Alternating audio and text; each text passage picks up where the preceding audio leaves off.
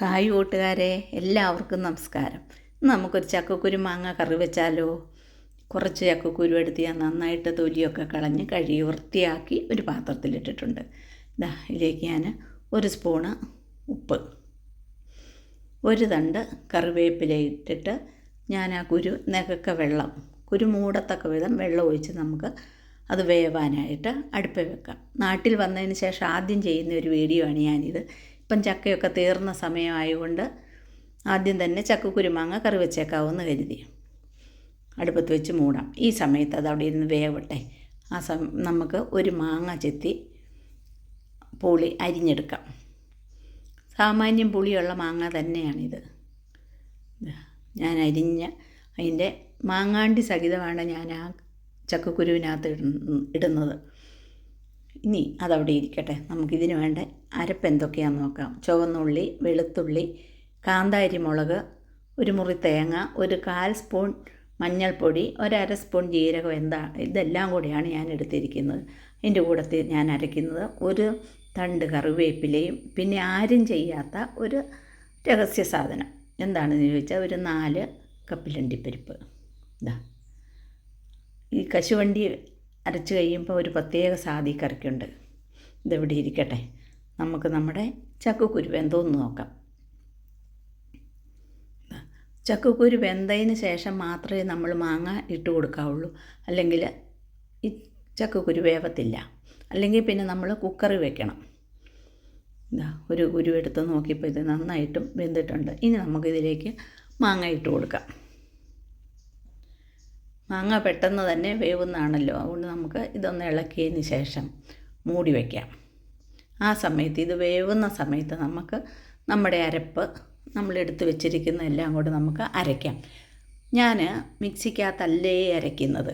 ഞാൻ എൻ്റെ സ്വന്തം അരകല്ലിലാണ് അരയ്ക്കുന്നത്. കുറേ നാളായി ഞാൻ അരകല്ലിൽ അരച്ചിട്ട്, അതുകൊണ്ട് ഞാൻ അരകല്ലിൽ തന്നെ അരയ്ക്കാമെന്ന് വെച്ചു. കല്ലിലരച്ച് കറി വെക്കുന്നിടത്തോളം സാധനം നമുക്ക് ഒരിക്കലും മിക്സിക്കകത്ത് അരച്ചാൽ കിട്ടത്തില്ല. അതുമാത്രമല്ലല്ലോ, നമ്മുടെ കൈക്കൊരു ആയാസം കിട്ടാനും നമ്മുടെ പെടലിക്ക് വേദന, കൈയുടെ വേദനയൊക്കെ കുറയുന്നതിന് നമുക്ക് കല്ലിൽ വെച്ച് അരയ്ക്കുന്നത് തന്നെയാണ് എപ്പോഴും നല്ലത്. പക്ഷേ ആർക്കും ഇന്നിപ്പം സമയമില്ല. മിക്സി വന്നതോടുകൂടി ഏറ്റവും എളുപ്പത്തിൽ ഞാൻ സഹിതം എപ്പോഴും എളുപ്പത്തിന് വേണ്ടി മിക്സിക്കകത്ത് അങ്ങ് അരയ്ക്കും. പക്ഷേ ഇതാണ് നല്ലതെന്നുള്ളത് എല്ലാവർക്കും അറിയാവുന്ന കാര്യമാണ്. പക്ഷേ ആരും ചെയ്യാൻ അങ്ങ് ശ്രമിക്കാറില്ല.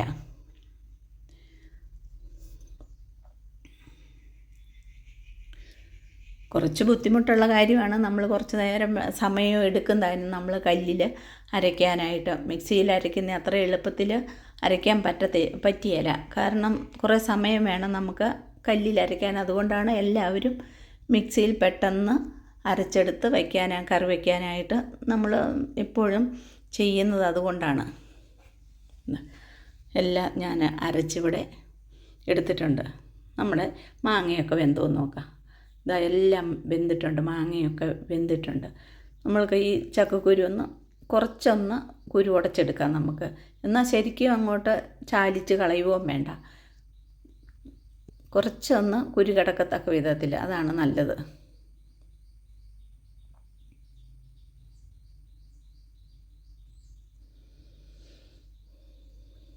ചക്കക്കുരു മാങ്ങ പല വിധത്തിൽ കറി വെക്കാം. ഇതിൻ്റെ കൂടെ മുരിങ്ങയ്ക്കായി ഇട്ട് വെക്കാം, ചെമ്മീനിട്ട് കറി വയ്ക്കാം. അത് തന്നെയല്ല, ചക്കക്കുരു തേങ്ങയും കൂടെ കൊത്തി ഇട്ടിട്ട് വറുത്തരച്ച് കറി വയ്ക്കാം. അങ്ങനെ എങ്ങനെ വേണേലും ചക്കക്കുരു കറി വയ്ക്കാവുന്നതാണ്. ചക്കക്കുരു ചുമന്ന തൊലി കളയാതെ വെക്കുന്നതാണ് ഏറ്റവും നല്ലതെന്നാണ് പറയുന്നത്. നമുക്കിടെ ക്യാൻസറിനെ പ്രതിരോധിക്കാൻ ശക്തിയുണ്ട് ആ തൊലിക്കെന്നൊക്കെയാണ് പറയാറുള്ളത്. പക്ഷെ നമ്മളത് കറി വെക്കുമ്പോൾ എപ്പോഴും തൊലിയെല്ലാം വൃത്തിയാക്കി കളഞ്ഞ് നല്ല വെളുപ്പിച്ചെടുത്താണ് നമ്മൾ കറി വയ്ക്കുന്നത്. ഇനി അരപ്പൊക്കെ ചേർത്ത് നമുക്ക് ഉപ്പുണ്ടോ എന്ന് നോക്കാം. ഉപ്പില്ലെങ്കിൽ ഇപ്പോൾ ഈ സമയത്ത് ഉപ്പിട്ട് കൊടുക്കണം. ഇത്തിരി ഉപ്പിൻ്റെ കുറവുണ്ടാവുകൊണ്ട് ഞാനൊരു 1/2 സ്പൂൺ ഉപ്പും കൂടെ ഞാൻ ഇട്ട് കൊടുക്കുന്നു. ഇനി നമുക്കൊന്ന് ഇളക്കിയതിന് ശേഷം ഈ കറി നന്നായിട്ടൊന്ന് തിളയ്ക്കണം. നമ്മളിപ്പോഴല്ലേ തേങ്ങായും എല്ലാം അരച്ച് ചേർത്തതാണ്. അപ്പോൾ ആ അരപ്പെല്ലാം ഒന്ന് യോജിക്കുന്നതിന് വേണ്ടി, ആ പച്ചമണം എല്ലാം ഒന്ന് മാറുന്നതിന് വേണ്ടി നമുക്കിത് 1 മിനിറ്റ് മൂടി വെച്ച് ഒന്ന് തിളപ്പിക്കാം. പെട്ടെന്ന് തന്നെ ഇതാ തിളച്ച് വന്നു കഴിഞ്ഞിട്ടുണ്ട്. നമുക്കൊന്ന് നന്നായിട്ട് ഇളക്കാം. നമ്മൾ ഇപ്പം അരച്ചൊഴിച്ച തേങ്ങയും എല്ലാം ഇതിലൊന്ന് യോജിക്കട്ടെ.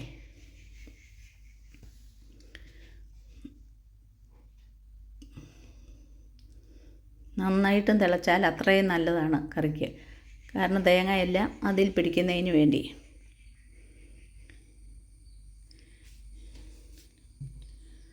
നമുക്കിതിന് കടുക് പൊട്ടിച്ചൊഴിക്കാം. ഞാനൊരു പാൻ അടുപ്പേ വെച്ചു. പാനൊന്ന് ചൂടായി വരുന്ന സമയത്ത് നമുക്ക് ഇതിലേക്ക് വെളിച്ചെണ്ണ ഒഴിക്കാം. വെളിച്ചെണ്ണ ഒഴിച്ച് കടുക് പൊട്ടിക്കുന്നതാണ് സാധമുള്ളത്. ഇതിലേക്ക് 1 ടേബിൾ സ്പൂൺ എണ്ണയാണ് ഞാൻ ഒഴിച്ചിരിക്കുന്നത്. എണ്ണ ചൂടായി വന്ന സമയത്ത് 1/2 സ്പൂൺ കടുക് ഒന്ന് പൊട്ടി വന്ന സമയത്ത് 1/2 സ്പൂൺ ഉലുവയും കൂടെ ഇട്ട് കൊടുക്കുന്നുണ്ട്. ഉലുവ ഇട്ട് കടുക് പൊട്ടിച്ചാൽ ഒരു പ്രത്യേക സ്വാദുണ്ട്. അതുകൊണ്ട് ഞാൻ ഉലുവയും കൂടെ ഇട്ട് കൊടുക്കും. പിന്നെ ഒരു ചുവന്നുള്ളി അരിഞ്ഞതും 2 വറ്റൽമുളകും കൂടെ അത് ഇട്ട് കൊടുത്തൊന്ന് മൂത്തതിന് ശേഷം 1 തണ്ട് കറിവേപ്പിലയും കൂടെ ഇട്ട് നമുക്ക് മൂപ്പിച്ച് നമ്മൾ വാങ്ങി വെച്ചിരിക്കുന്ന കറിക്കകത്തേക്ക് നമുക്ക് ഒഴിക്കാം.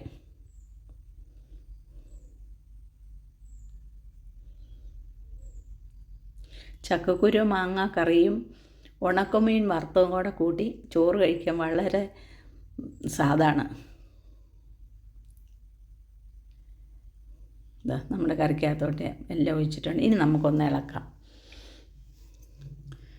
നമ്മുടെ സുന്ദരമായ ചക്കക്കുരു മാങ്ങ കറി ഇവിടെ റെഡി ആയിട്ടുണ്ട്. ആ അണ്ടിപ്പരിപ്പ് അരച്ചതിൻ്റെ പ്രത്യേക ടേസ്റ്റ്, ഉലുവ ഇട്ട് കടുക് പൊട്ടിച്ച കൊണ്ടുള്ള ടേസ്റ്റ്, അങ്ങനെ സുന്ദരമായ ചക്കക്കുരു മാങ്ങ കറി ഇവിടെ റെഡി ആയിട്ടുണ്ട്.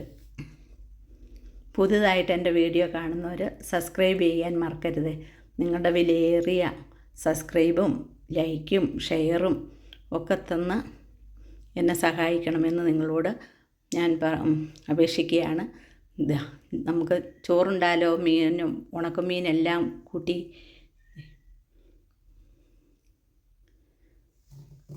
പുതിയ വീഡിയോ ആയിട്ട് നമുക്ക് വീണ്ടും കാണാം.